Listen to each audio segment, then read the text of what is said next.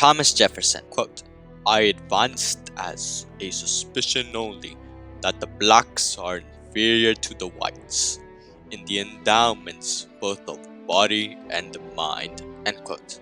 These words, penned by Thomas Jefferson, a founding father of the United States, reflect a dangerous ideology we now recognize as scientific racism.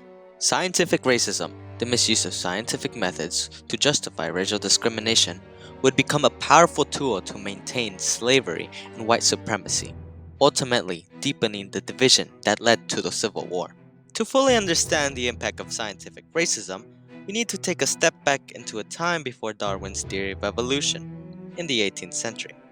In this pre-Darwin context, many sought to explain human differences through what they considered scientific means. Thomas Jefferson's writings transcended American borders. For 75 years, his works were republished across Europe and America, profoundly influencing Western racial thought. While initially focused on African Americans, scientific racism soon expanded its reach. Native Americans as well became subjects of this flawed ideology. Take, for example, the author of The Faces of Man. This work, purporting to scientifically classify races, gained such prominence that its author even presented his theories to European royalty. This illustrates how deeply entrenched these ideas became in society, from common discourage to the high levels of power.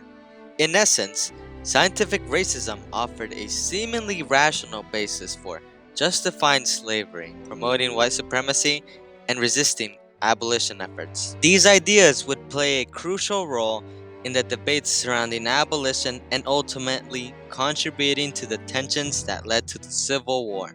Thomas Jefferson wasn't just a statesman, he saw himself as a scientist. In his works, Notes on the State of Virginia, he attempted to apply scientific methodology to understand racial differences.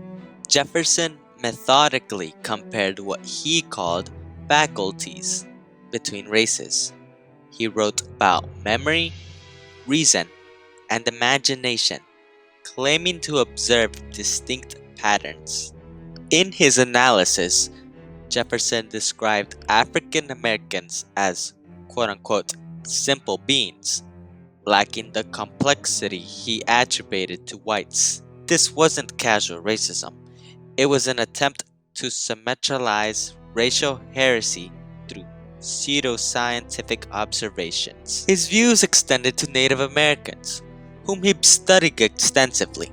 Despite acknowledging their sophisticated society, Jefferson concluded that they had quote unquote no future in his visions of America.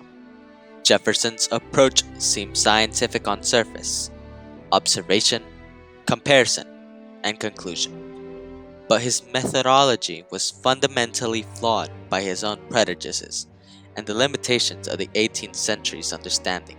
Scientific racism dealt a severe blow to the cause of abolition, as, quote, white supremacy co-opted the authority of science to justify racial inequality, end quote, by Harvard Library Scientific Racism, 2022.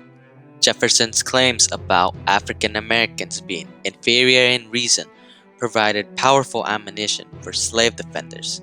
His detailed description of what he called their leisure habits were used to argue that they were naturally suited for servitude.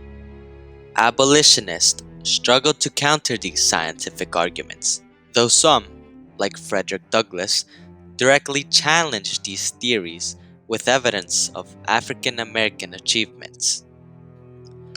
Against such racist ideology, Douglass argued that blacks were human, rational, and capable of full-range human emotions and sensitivity.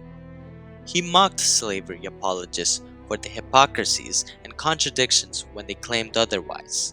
Scientific racism played a crucial role in deepening the divide between the North and the South. It provided intellectual foundation for the South's peculiar institution, while hardening attitudes on both sides. These ideas influenced political discourse and policy decision, from the Kansas-Nebraska Act to the Dred Scott decision. Scientific racism helped transform sectional economic differences into a moral crusade for the South. Jefferson's scientific observation about race did more than just justify slavery. They provided a framework for systematic racism that would endure long after emancipation. Under the guise of objective inquiry, scientific racism created a lasting wound in American society. In conclusion, Thomas Jefferson's attempt to use science to justify racism had far reaching consequences. The legacy of scientific racism reminds us of how powerful ideas can be, especially when they wear the mask of scientific authority. This history challenges us to examine how we use the science and knowledge to whom they serve.